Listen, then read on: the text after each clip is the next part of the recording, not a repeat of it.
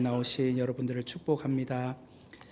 오늘 주시는 하나님의 말씀은 사도행전 7장 30절에서 36절의 말씀입니다. 신약성경 198페이지 사도행전 7장 30절에서 36절입니다. 찾으신 줄 알고 제가 봉독해 드리겠습니다. 40년이 참에 천사가 시내산 광야 가시나무 뜰기 불꽃 가운데서 그에게 보이거늘 모세가 그 광경을 보고 놀랍게 여겨 알아보려고 가까이 가니 주의 소리가 있어 나는 내 조상의 하나님 즉 아브라함과 이삭과 야곱의 하나님이라 하신대 모세가 무서워 감히 바라보지 못하더라. 주께서 이르시되 내 발의 신을 벗으라. 내가 서 있는 곳은 거룩한 땅이니라. 내 백성이 애굽에서 괴로움 받음을 내가 확실히 보고 그 탄식하는 소리를 듣고 그들을 구원하려고 내려왔노니 이제 내가 너를 애굽으로 보내리라 하시니라.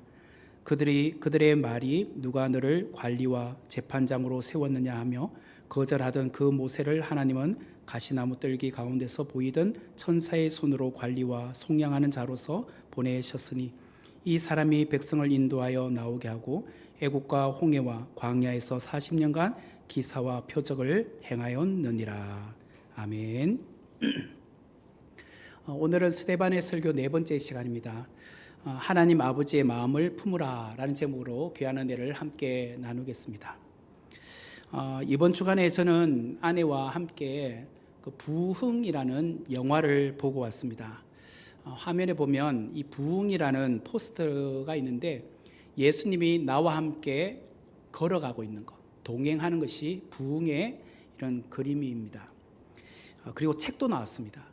이 부흥이라는 영화는 윤학열이라는 감독님이 2년 7개월 동안 5개의 대륙 70개의 도시를 돌면서 사람들을 만나 인터뷰한 내용을 모은 다큐멘터리 영화입니다. 이 부흥이라는 영화는 최근에 2023년 2월 8일부터 24일까지 대략 한 15일 정도 넘는 기간 동안 미국의 켄터키주 윌모어에 있는 에즈베리 대학교라고 있습니다. 거기에 있었던 놀라운 부흥을 소개하면서 시작을 하고 있습니다. 에즈베리 대학교에서 일어난 부흥은 주변 대학으로 번져나가게 되었고 다시 미국의 여러 대학으로 확산되어 현재 그 부흥이 계속 진행 중에 있다라고 소개를 합니다. 그러면서 이 영화는 과거에 있었던 부흥의 현장들을 소개합니다. 미국 LA에 있었던 그 아주사에 있었던 부흥, 영국 웨일즈 탄광촌에서 있었던 부흥, 인도 카시렌트에 있었던 부흥, 나이지리아에 있었던 부흥, 그리고 놀랍게도 우리 대한민국 1903년 원산과 1907년 평양 대부흥 운동에 이르기까지 그 내용들을 소개하고 있습니다. 그러면서 진정으로 우리가 바라야 될 것에 대해서 말을 하고 있는데 그것은 부흥이다라는 것을 결론적으로 말을 합니다. 그런데 이 부흥이라는 영화는 좀 다큐멘터리 영화이기 때문에 사람들을 계속 인터뷰하는 내용이에요. 그래서 좀 그냥 보면 지루하기도 하지만 사실 저는 이 인터뷰를 통해서 한 분 한 분의 그 메시지가 너무나도 주옥 같은 말씀이더라고요.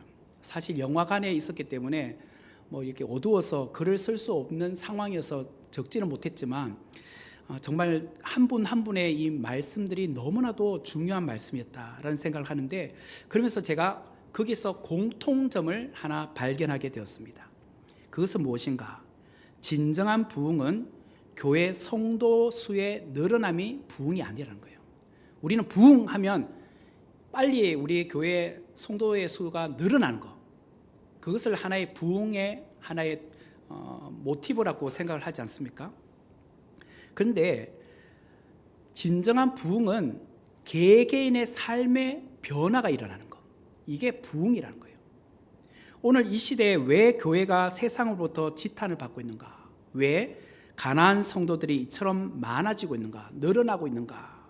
그것은 성도 개개인이 삶에서 변화가 일어나고 있지 않기 때문이다라는 거예요. 교회는 열심히 다니고 있는지 모르겠지만 삶에는 전혀 변화가 일어나지 않는 거예요.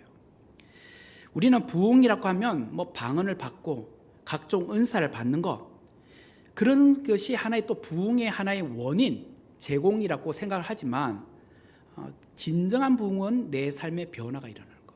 그래서 우리 앞에서도 말했던 1907년도 평양 대부흥 운동을 보면 길선주 장로님께서 이 강단에 올라오셔서 자기의 죄를 회개하지 않습니까?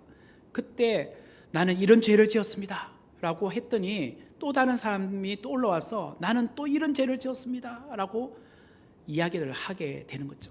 이번에 그 부흥에 보니까 규장 출판사의 그 사장님이 그 이야기를 하더라고요. 나는 법인카드로 골프를 쳤다는 거예요. 그것에 대해서 회개를 하시더라고요. 이 법인카드는 공적인 건데 개인 용도로 골프를 쳤다는 그것이 마음에 걸린다는 거예요. 그것에 대해서 죄를 회개하는 이야기도 나와요. 그처럼 죄를 회개하고 토스를 하는 것부터 회개, 부흥은 시작이 된다라는 거예요.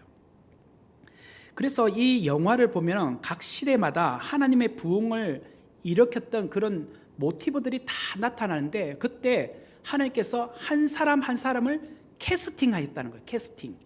여러분 캐스팅이라는 단어를 우리는 영화에서 많이 쓰지 않습니까? 영화 감독이 어떤 배우의 이미지나 역량을 보고 여기에 어떤 배역이 필요하다라고 하면 그 사람은 어떤 사람을 캐스팅하잖아요.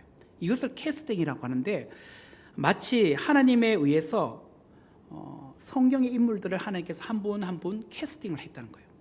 그리고 그 사람을 그냥 바로 쓰신 것이 아니라 삶이 먼저 변화될 때까지 기다리시고 그 변화된 사람을 통해서 일을 하기 시작을 하셨다는 거예요. 그리고 그 변화된 사람을 통하여서 영향력이 전파되기 시작하고 그것이 다른 사람에게 혹은 그 나라와 민족에게 큰 영향력을 끼치면서 나라가 바뀌고 민족이 바뀌는 역사가 일어나게 되더라는 거예요. 이게 뭐냐? 진정한 부흥이다라고 말할 수 있다는 거죠. 그래서 여러분들이 그 부흥이라는 영화도 한번 보시면 좋을 것 같아요. 여러분 좀 보면 감동이 있어요. 뭐 모르겠습니다. 사람들마다 조금 다를 수도 있지만 그냥 우리가 앞에서 봤던 그 신의 악단하고 좀 달라요. 그거는 좀 재미도 있고 그렇지만 이거는 그냥 다큐멘터리라서 계속 사람이 인터뷰를 하는 이야기들이에요. 그러다 보니 조금 뭐 지루하기도 하지만 저는 굉장히 의미가 있더라고요. 그래서 뭐 교회에서 단체로 와서 영화를 보는 경우도 있었습니다. 저는 그 영화를 보면서 저는 어떤 기도를 하게 되었느냐. 하나님, 저를 하나님의 도구로 사용하여 주시옵소서. 저도 하나님 아버지의 마음을 품고 쓰임받는 하나님의 캐스팅이 되고 싶어요. 저도 하나님의 부흥이라는 작품의 배역을 맡고 싶습니다. 이런 기도를 했었어요. 아마 여러분들도 부흥이라는 영화를 보면 아마 나도 그렇게 쓰임받고 싶다. 그 부흥의 현장에 나도 있었으면 좋겠다. 라는 생각을 하시지 않을까라는 생각이 듭니다. 지난주 금요일 저녁 예배 때에 오늘 이 본문 앞에 나오는 모세의 출생부터 40세까지 이야기를 했었습니다.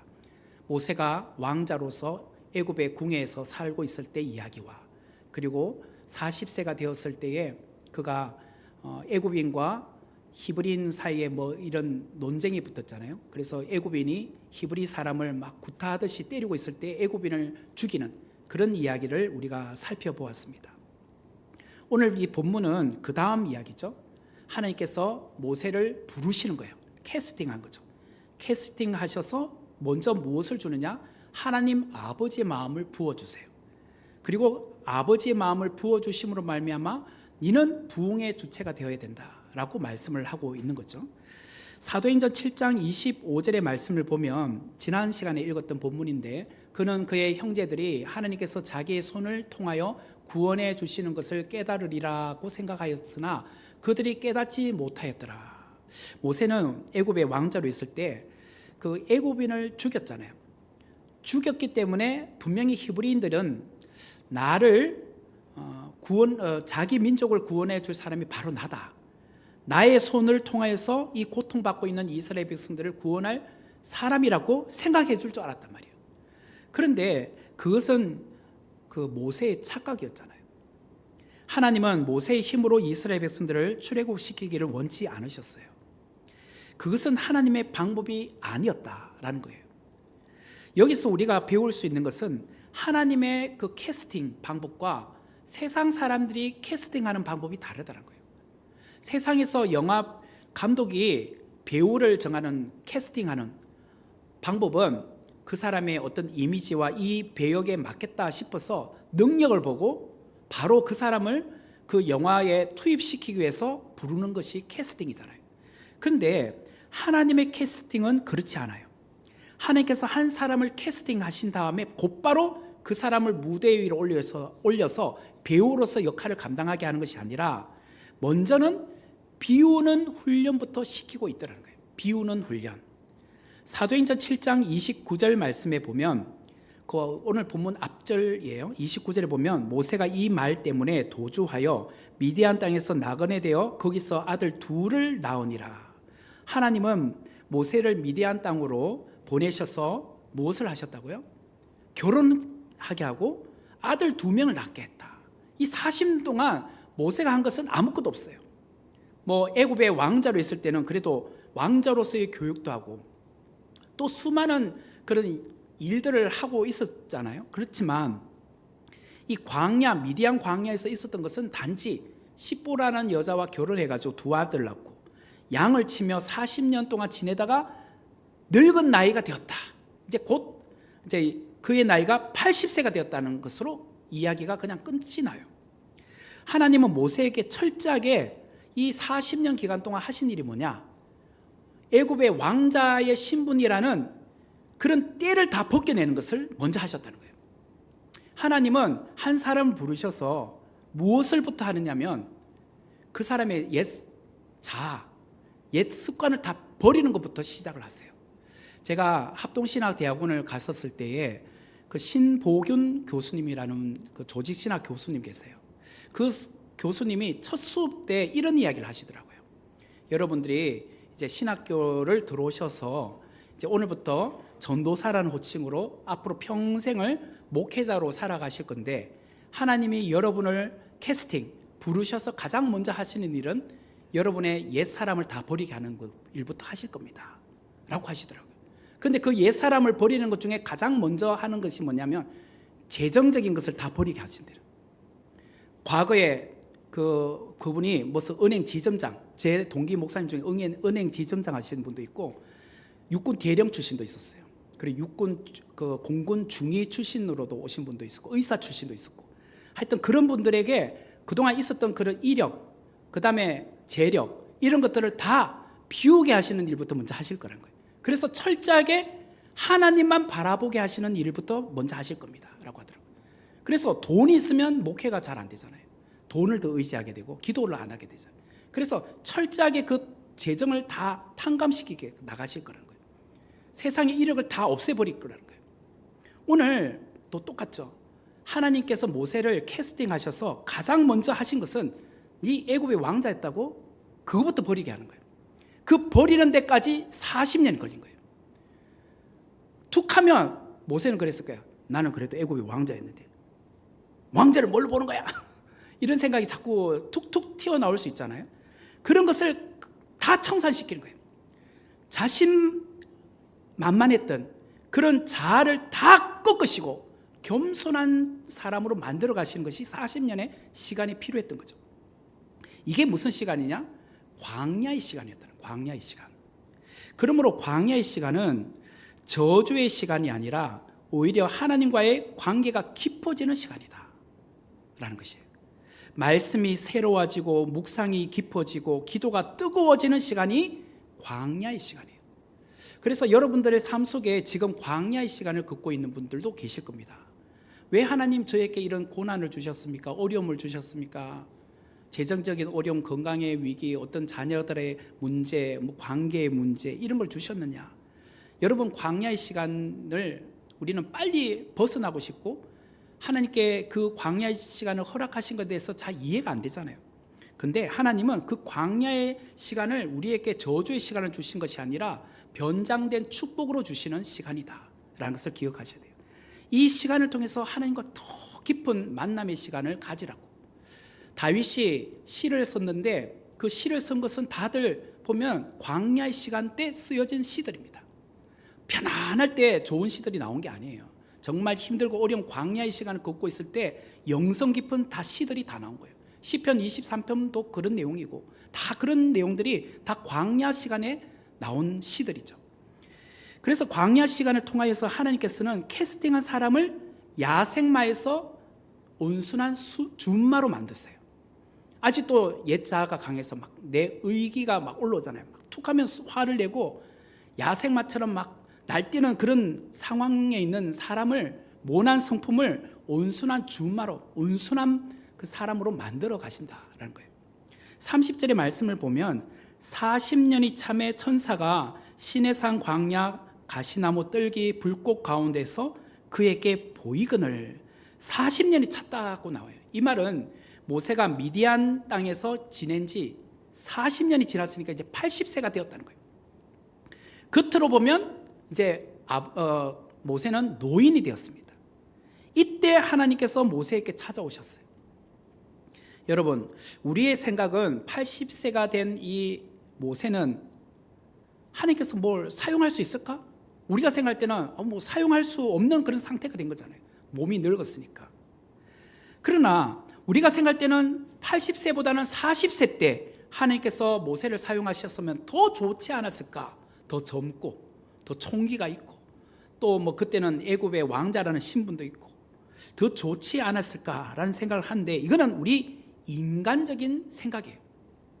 인간적인 관점에서 보면 80세는 일할 나이가 아니라 은퇴해야 될 나이잖아요. 이미 은퇴했을 나이잖아요. 그러나 모세의 인생은 다 끝났다고 생각했던 그 80세부터가 하나님께서 캐스팅하셔서 시작하는 시간이었다는 거예요. 하나님의 관점은 그때가, 곧 80세 때든 그때가 모세가 쓰임받기에 가장 합당한 최적의 시간이었다는 거예요. 이게 하나님의 방법이었다는 거예요. 여호와의 사자인 천사가 시내산 광야 가시나무 뜰기 불꽃 가운데서 모세에게 나타나셨습니다. 사실 광야에서 가시나무 뜰기에 이 불이 타는 장면은 흔한 장면입니다. 왜 그런가? 광야는 건조하거든요. 건조하기 때문에 바람이 이렇게 날리면서 나무 가지들이 서로 부딪히면서 자연 발화 현상이 종종 일어난다고 합니다. 사람이 불을 붙이지 않고도 자연 발화에 의해서 화재 사건이 종종 일어나는 것이 광야입니다. 지금 모세가 보는 이 시내산의 광야 가시나무 뜰기에서 불이 타는 것은 흔히 봤던 자연 발화에 의해서 화재가 나는 것이 아니라 분명히 이전과 다른 상황이었어요. 가시나무 뜰기에는 분명히 불이 붙었는데 그 가시나무 뜰기가 재가 되지 않아요. 없어지지 않는 거예요. 모세는 너무나도 놀라운 광경을 지금 목격하고 있는 것이죠. 그래서 31절에 보니까 이렇게 말하죠. 모세가 그 광경을 보고 놀랍게 여겨 알아보려고 가까이 갔대요. 가니 주의 소리가 있어. 모세가 그 광경을 보기 위해서 가까이 갔더니 거기서부터 하나님의 음성이 들리기 시작했다는 거예요. 지금 모세는 하나님을 만나고 있는 겁니다. 그런데 누가 누구에게 찾아온 사건이죠?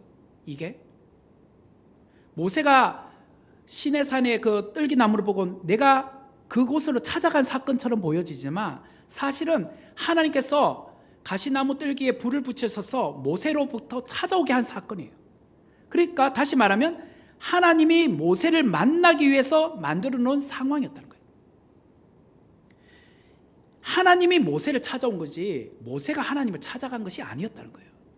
다시 말하면 여러분들이 오늘 예배 자리에 나오셨는데 이 추운 날씨에 우리는 이렇게 생각합니다. 아유, 오늘 추운 날씨임에도 불구하고 내가 교회 가서 하나님 앞에 기도해야지, 내가 하나님을 만나러 나온 날이라고 우리는 생각하잖아요.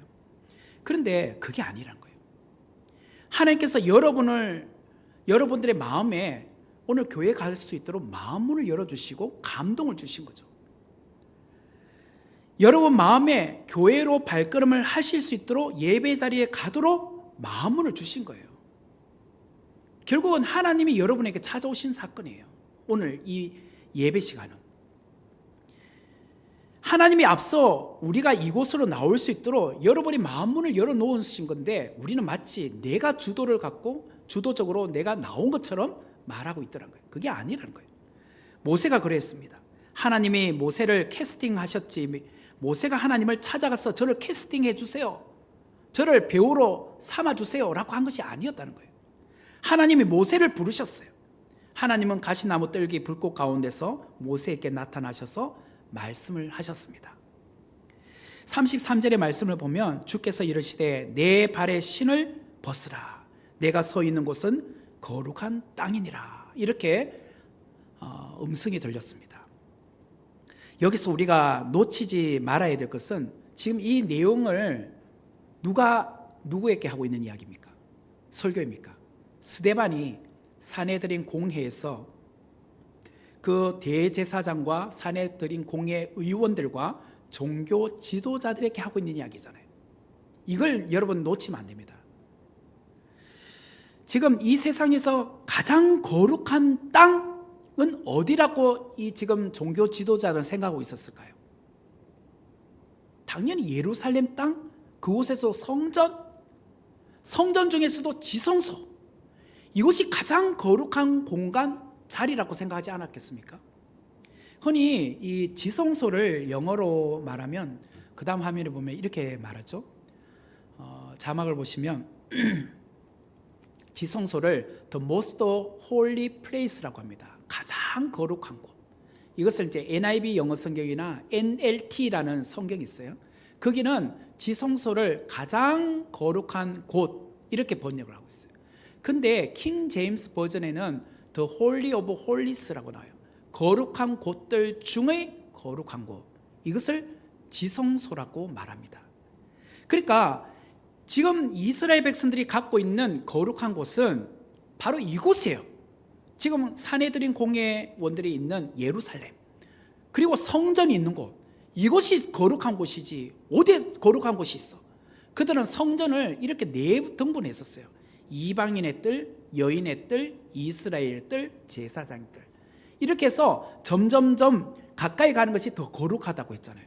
심지어는 이방인들이 사는 땅을 죽음의 땅 혹은 저주의 땅이라고 불렀어요. 스불론 땅, 뭐 이런 땅은 이제 죽음의 땅, 이방인들의 땅 이렇게 불렀단 말이에요. 그들은 이렇게 양분시켰단 말이에요. 거룩한 곳은 곧 유대인들이 살고 있는 이곳이라고 그들은 생각하고 있었단 말이에요. 그런데 지금 스데반 집사님이 거룩한 땅은 이곳 예루살렘을 말한 것이 아니라 시내산에 모세가 하나님의 임재를 경험하는 떨기나무 아래에 있는 그곳이 거룩한 곳이라고 말하고 있어요. 시내산에 어디 있습니까? 이집트 땅이 있잖아요. 이집트 땅, 시나이 반도. 그곳이 어떻게 거룩한 곳입니까? 근데 우리가 놓치지 말아야 될 것은 거룩한 개념이란 것은 하나님이 계신 곳이 거룩한 곳이에요. 이걸 놓치면 안 돼요. 여러분들이 교회에서만 거룩한 곳이다, 그게 아니에요. 여러분들이 가정에서도 하나님의 임재를 경험하고 하나님이 나와 함께 하시면 그곳은 거룩한 곳이에요. 그리고 우리를 가리켜서 하나님은 성도라고 말씀하지 않았습니까? 성도는 거룩한 무리. 저와 여러분은 거룩한 사람들이에요. 왜? 하나님을 믿고 하나님과 함께하는 사람들이기 때문에 거룩한 사람이에요. 거룩한 사람이 어찌 죄된 일을 할 수 있겠습니까? 오늘 스데반이 그 이야기를 하고 있는 거죠. 하나님은 모세에게 네가 서 있는 곳은 거룩한 땅이니 내 발에 신을 벗으라고 말하고 있어요. 여기서 내 발에 신을 벗으라는 것은 무슨 의미일까? 이것은 세 가지 의미가 있는 것 같아요. 첫 번째는 회개와 정결을 의미하는 거예요. 회개와 정결을 의미한다. 세상에서 묻어온 죄의 먼지들이 다 신발에 묻어 있잖아요. 여러분들이 신발이 너무 더러우면 신발을 털고 들어오셔야 되잖아요. 한 번씩 저도 차를 이렇게 보면은 사람들이 타고 나면요, 그 밑에 깔창에 먼지가 이렇게 흙이 다 묻어서 오는 경우 있어요. 그게 왜 묻었죠? 신발에 그런 흙이 묻었기 때문에 그 차에도 묻는 거 아니겠습니까? 마찬가지로 우리는 세상을 이렇게 딛고 살다 보니까 나도 모르게 죄의 먼지가 그대로 발바닥에 묻어 있는 거예요. 내 몸에 죄된 것이 나타나는 거예요. 결국은 아무리 우리가 재능이 있고 은사가 있다고 해서 거룩해지는 것이 아니라 하나님께 쓰임 받으려면 먼저 회개부터 하셔야 돼요. 정결한 사람이 되셔야 된다는 거예요. 이 회개하는 사람은 하나님의 불이 임하게 되는 거죠. 이 불이라는 것은 두 가지 의미가 있죠. 첫 번째는 소멸시키는 것, 없애버린 것, 타버리게 하는 것, 또 불이 하는 역할이지만 두 번째는 이 불이 하는 역할은 정결케 하는 거예요. 불순물을 제거시키는 것. 예를 들자면 불순물이 있는 금광맥을 뜨거운 용광로에 넣으면 순도 100%의 금이 되어 나오지 않겠습니까? 마찬가지로 불은 불순물을 제거시켜서 순도 100%의 그런 금을 생산해내는 거죠. 하나님께서 우리를 불의 연단을 통하여서 순수한 그리스도인 거룩한 사람으로 만들어 가신다는 거예요. 우리 안에 죄된 생각이나 우상을 섬기는 것이나 악한 것이 있다면 오늘 주님께서 그것을 태워버리라고 말씀하세요. 그래서 신을 벗으라는 것은 회개와 정결을 의미한다. 두 번째는 옛사람의 잔재를 벗으라는 뜻이에요. 우리가 얼매고 있는 옛사람의 굴레가 얼마나 많습니까? 세상에 살면서 우리는 우리 입술로 죄를 많이 짓잖아요. 나쁜 생각도 하고 미움도 가지고 다툼도 하고 시기도 하고 질투도 하지 않습니까? 이런 것들을 다 벗어버리는 것. 이것을 오늘 내 발에 신을 벗으라는 뜻이고, 세 번째는 하나님 앞에서 겸손하라 라는 뜻이에요. 광야는 신을 벗는 곳이 아니라 반드시 신발을 신고 있어야 되는 곳입니다. 왜 그런가? 거기는 정갈이 다니잖아요. 그리고 뱀이 다니지 않습니까? 신발 벗으면 그 순간 정갈이 와서 발을 물면 어떡해요? 두 번째, 광야는 낮에는 햇살이 너무 뜨거워요. 신발을 벗으면 발바닥에 타요. 뜨거워서 화상당한단 말이에요.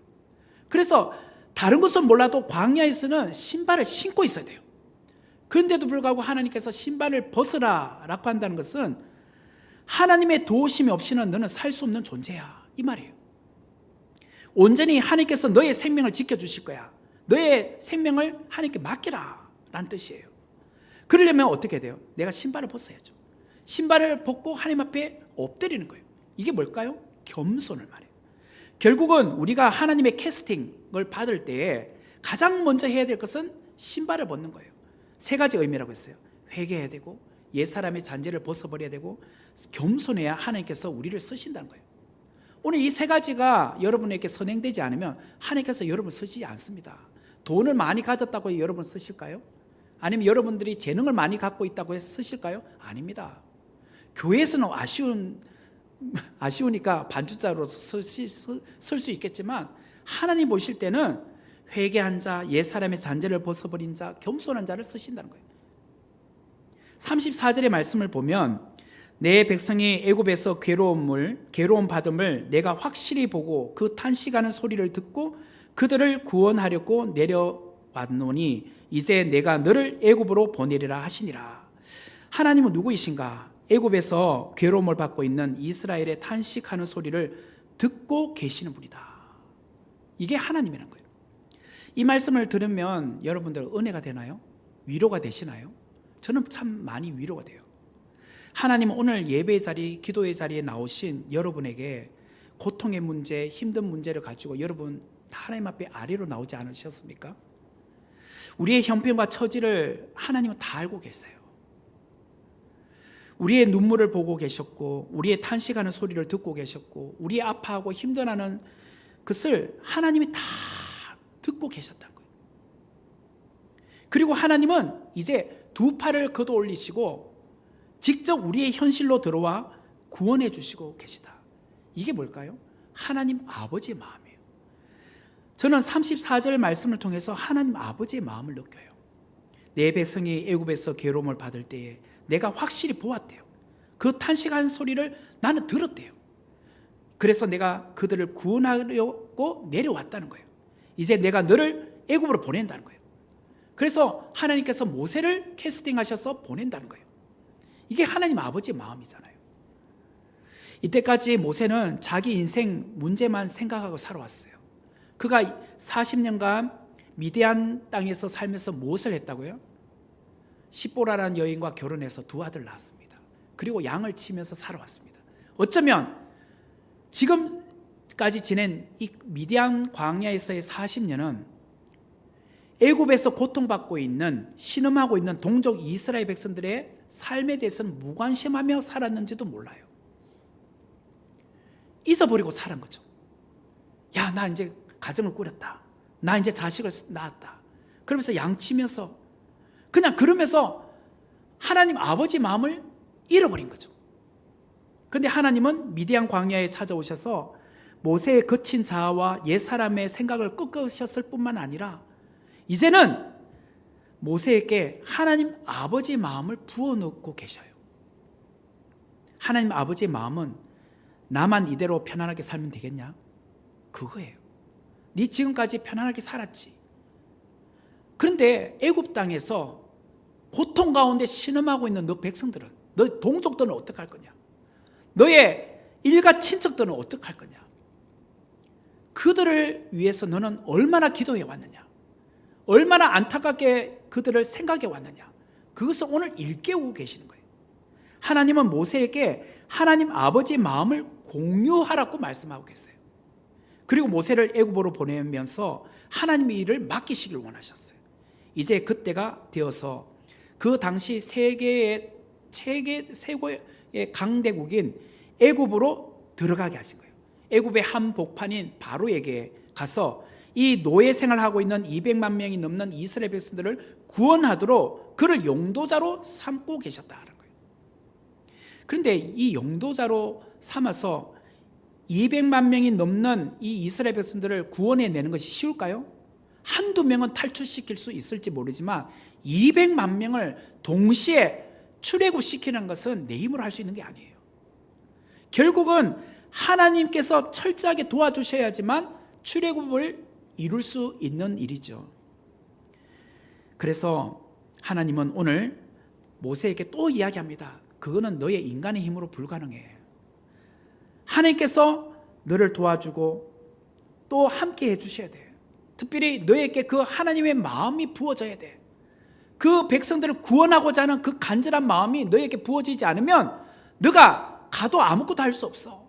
그래서 먼저는 하나님께서 아까 말했던 것은 미디안 광야에서 애굽 왕자라는 신분을 철저하게 버리게 하는 40년의 과정이 필요했고, 두 번째는 이제는 너의 힘으로 할 수 없다. 하나님만이 너를 통해서 하실 수 있다는 것을 철저하게 가르쳤고, 또한 한 가지 더 덧붙인다면 거기에다가 하나님의 마음을 부어주신 거예요. 네가 왜 가야 되는지, 하나님 마음 없이는 네가 가도 아무것도 할 수 없다는 것을, 그것을 가르쳐주고 있어요. 그렇게 하려면 모세는 이 말에 순종할 수밖에 없죠. 이런 것을 담아서 순종하여서 나아가게 된 거죠. 이것이 이제 35절과 36절에 이어서 보면 이렇게 나오죠. 그들의 말이 누가 너를 관리와 재판장으로 세웠느냐 하며 거절하던 그 모세를 하나님은 가시나무 뜰기 가운데서 보이던 천사의 손으로 관리와 속량하는 자들로서 보내셨으니 이 사람이 백성을 인도하여 나오게 하고 애국과 홍해와 광야에서 40년간 기사와 표적을 행하였느니라. 40년 전 모세가 애굽의 왕자로 있을 때에 애굽인이 히브리 사람을 죽이는 것을, 폭행하는 것을 보고 모세는 그 애굽인을 쳐 죽였습니다. 이 일로 모세는 그의 형제들이 모세가 우리를 구원할 사람이라고 생각할 줄 알았잖아요. 그런데 오히려 그들이 무엇이라고 했죠? 사도행전 7장 27절 말씀에 보면 이렇게 나옵니다. 그 동물을 해치는 사람이 모세를 밀어뜨려서 이르되 누가 너를 관리와 재판장으로 우리 위에 세웠느냐? 너를 왜 우리의 재판장으로 세웠느냐고 오히려 따졌단 말이에요. 이 말로 인해서 모세는 미디안 광야로 도망쳐 갔잖아요. 그리고 40년이 흘렀습니다. 이제 그들이 40년 전에 누가 너를 관리와 재판장으로 우리에게 세웠느냐, 그 사람들에게 내가 되돌아가는 겁니다. 그때는 모세는 애굽의 왕자였잖아요. 왕자 신분으로서 또 이렇게 누가 너를 우리의 관리와 재판장으로 세웠느냐고 오히려 이스라엘 백성들로부터 따돌림을 받았잖아요. 배척을 당했잖아요. 그런데 이제는 똑같이 그 사람들에게 가는데 그 사람들이 그런 말을 안 해요. 왜? 하나님이 세우신 용도자이기 때문에 그 모세의 말에 순종하고 나가게 된 거죠. 그래서 이제 40년간 지내면서 기사와 표적을 행하게 된다는 것이 오늘 이 본문이 나와요. 중간중간에 모세에게 원망하기도 하지만 그런 과정들을 겪게 되는 거죠. 이 모든 것을 통해서 우리가 무엇을 알 수 있느냐면 다 이런 과정에는 하나님께서 모세를 캐스팅했기 때문에 가능했다라는 거예요. 그리고 하나님은 가시나무 떨기 불꽃 가운데 모세를 부르셨을 때 그에게 하나님 마음을 부어주셔서 그가 80세 때 그 일을 감당하게 되었다. 이것이 오늘 이 본문의 전반적인 이야기입니다. 세상 사람들은 그랬을 겁니다. 80세가 된 모세가 무슨 일을 할 수 있을까?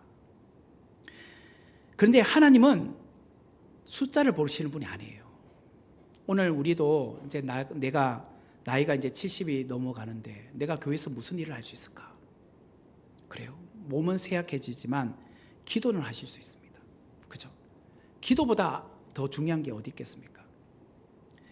하나님께서 80세가 된 이 모세를 캐스팅하셨다는 것은 하나님께서 그를 쓸만하기 때문에 캐스팅한 거 아니겠습니까? 그리고 하나님은 그 모세에게 하나님 아버지 마음을 부어주셨잖아요. 하나님 마음을 부어주신다는 것은 곧 그가 비록 나이가 많아도 쓰임받을 수 있는 그 마음이 생겼다는 거잖아요. 오늘 여러분들 나이가 아무리 젊어도 하나님 아버지의 마음이 없으면 그분은 쓰임받을 수 없어요. 결국은 누가 하나님으로부터 쓰임받느냐? 나는 아무것도 할 수 없습니다. 그리고 하나님 아버지의 마음이 부어진 자가 사역을 하게 돼요. 저도 신학교를 가서 여러 명의 이제 동기 목사님들이나 선후배 목사님을 보잖아요. 보면 정말 세상적으로 화려한 그 경력을 갖고 있는 분들이 참 많더라고요. 아까도 말한 것처럼 저희 동기 목사님들 전도사님으로 들어오신 분 중에 은행 지점장 하신 분들도 있었고, 아까 육군 대령 하신 분도 있었고, 공군 중위 하신 분도 있었고, 의사도 있었다고 했잖아요. 그 외에도 학벌이 뭐 서울대도 여러 명 있었어요. 그런 분들이 오셔서 왜 오셨겠습니까? 다 하나님 아버지 마음이 부어졌기 때문에 영혼 구원에 대한 갈망을 갖고 하나님 앞에 쓰임받고자 순종해서 나오신 거 아니겠습니까? 만약에 여러분들이 여러분의 자녀가 스카이 대학교를 나왔다 하면 여러분들이 그래 다른 걸 몰라도 그거는 가지마, 신학교는 가지마 그러실 수도 있잖아요. 근데 하나님은 최고의 그 사람을 그렇게 사용하신 거예요. 오늘 제가 마지막으로 한 사람을 소개하고자 합니다. 언더우드 선교사님이라는 분인데요, 여러분 잘 아실 거예요. 그는 1885년도에 척박했던 조선 땅에 발을 내디디며 이 땅에 왔습니다. 그때 조선 땅에 왔었을 때는 정말 아무것도 보이지 않았어요. 그래서 그는 이런 편지에 글을 썼습니다. 보이지 않는 조선의 마음. 분명히 그는 하나님 아버지의 마음을 품고 한국 땅으로 선교사로 헌신해서 왔잖아요. 그런데 현실을 바라보니까 절망적인 거예요. 아무것도 보이지 않는 거예요. 그래서 그가 보이지 않는 조선의 마음이라는 그런 글을, 편지의 글을 썼습니다. 그 편지의 글을 제가 한번 읽어드릴게요. 주여, 지금은 아무것도 보이지 않습니다. 주님, 메마르고 가난한 땅, 나무 한 그루 시원하게 자라 오르지 못하고 있는 땅에 저희들을 옮겨와 심으셨습니다. 그 넓고 넓은 태평양을 어떻게 건너왔는지 그 사실 자체가 기적입니다. 지금은 아무것도 보이지 않습니다. 보이는 것은 그저 고집스럽게 얼룩진 어둠뿐, 어둠과 가난과 인습에 묶여있는 조선 사람뿐입니다. 그들은 왜 묶여있는지도 고통이라는 것도 모르고 있습니다. 고통을 고통인 줄 모르는 자에게 고통을 벗겨주신다고 하시면 고통을 벗겨주겠다 하면 의심부터 하고 화를 냅니다. 조선 남자들의 속셈이 보이지 않습니다. 이 나라 조정의 내심도 보이질 않습니다. 가마를 타고 다니는 여자들을 영영 볼 기회가 없으면 어쩌나 합니다. 조선의 마음이 전혀 보이지 않습니다. 그리고 저희가 해야 할 일이 전혀 보이지 않습니다. 그러나 주님, 순종하겠습니다. 겸손하게 순종할 때에 주께서 일을 시작하시고 그 하시는 일을 우리들의 영적인 눈으로 볼 수 있는 날이 있을 줄 믿습니다. 믿음은 바라는 것들의 실상이요 보지 못하는 것들의 증거니라고 하신 말씀을 따라 조선의 믿음의 앞날을 볼 수 있게 될 줄을 저희들은 분명 믿습니다.